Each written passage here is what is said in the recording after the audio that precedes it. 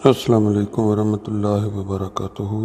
اللہم صلی علی محمد وعلی آل محمد کما صلیت علی ابراہیم وعلی آل ابراہیم انک حمید مجید۔ اللہم بارک علی محمد وعلی آل محمد کما بارکت علی ابراہیم وعلی آل ابراہیم انک حمید مجید۔ دوستو، آج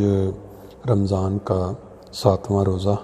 اور صبح فجر کی نماز کے بعد اللہ تعالیٰ کے خوبصورت نظاروں کی سیر آپ کو کروا رہے ہیں۔ آج فجر کی نماز میں جو درس تھا، فجر کی نماز کے بعد جو مربی صاحب کا درس تھا، اس کے اندر انہوں نے وہ ایک واقعہ بیان کیا حضرت ابو ہریرہ والا، جس میں وہ باہر کسی مقام پہ کھڑے ہو کے گزرنے والے صحابہ، پہلے حضرت ابو بکر پھر حضرت عمر فاروق رضی اللہ عنہ، وہ ایک قرآنی آیت کا ترجمہ پوچھ رہے تھے جس میں ذکر ہے کہ بھوکوں کو کھانا کھلانا ثواب کا کام ہے۔ تو وہ نہیں سمجھ سکے، تو جب رسول پاک صلی اللہ علیہ وسلم کا گزر ہوا تو وہ ان کو ساتھ لے گئے، اور پھر گھر جا کے ان کو بڑی شدید بھوک تھی۔ انہوں نے کہا کہ جو ابو کہف والے جو لوگ ہیں تقریباً 30-40، ان کو بھی بلا لیں، اور گھر میں ایک دودھ کا پیالہ موجود تھا۔ تو وہ پیالہ جب دیکھا حضرت ابو ہریرہ تو ان کو بڑی بھوک سے ان کو کچھ سل، لیکن جب لوگوں کو بلایا گیا تو ان کو یہ تشویش ہوئی کہ اب لگتا ہے کہ کہیں مجھے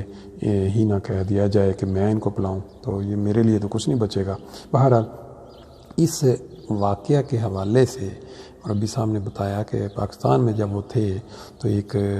آدمی جو کافی اچھی کمائی کرنے والا تھا، اور اس کو اس کی اوپر کی بھی کمائی، یعنی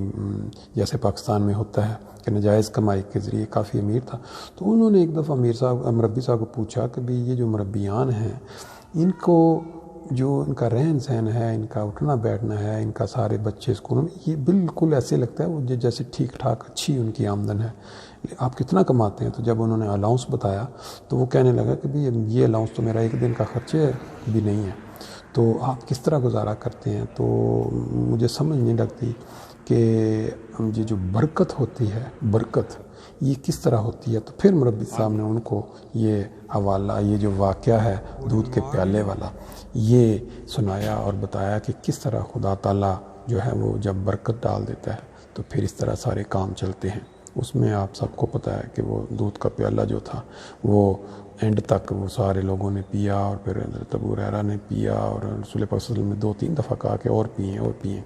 تو وہ اتنی برکت اس میں پڑی کہ اینڈ تک وہ فل ہو گئے، تاکہ بعض جگہوں پہ آتا ہے کہ انہوں نے کہا میرے ناخنوں سے بھی دودھ نکلنے والا ہے۔ بہرحال یہ برکت جو اللہ تعالیٰ کی طرف سے چیز میں ملتی ہے، اس کا حوالہ انہوں نے دے کے ان کو سمجھانے کی کوشش کی۔ تو ابھی ہمارے ساتھ ساتھ آپ یہ چلتے ہوئے نظارے دیکھ رہے ہیں، جس کے اندر صبح کے خوبصورت پہلی کرنیں، اور پھر اس کے بعد گھر کو واپسی، اور پھر اس کے بعد آپ دیکھیں گے کہ یہ جو ایک جنازہ ہے آج جرمنی میں، محترم داؤد صاحب جو انصار اللہ میں کام کرتے تھے، ان کے والد صاحب محمود احمد صاحب، ان کی چند دن پہلے وفات ہو گئی۔ قسمت والے ہیں، رمضان کے اندر وفات، رمضان کے اندر تدفین، کہا یہی جاتا ہے کہ بڑے خوش قسمت لوگ ہوتے ہیں جن کی روانگی رمضان میں ہوتی ہے۔ تو یہ ہم اس وقت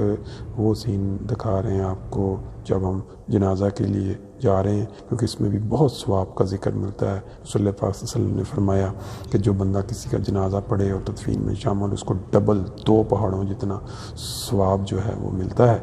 تو آپ کو یہ دکھانے کا مقصد یہ ہے کہ جب بھی کہیں آپ کو موقع ملے، کسی کی وفات کی اطلاع ملے، بے شک آپ جانتے ہوں نہ جانتے ہوں، تو اگر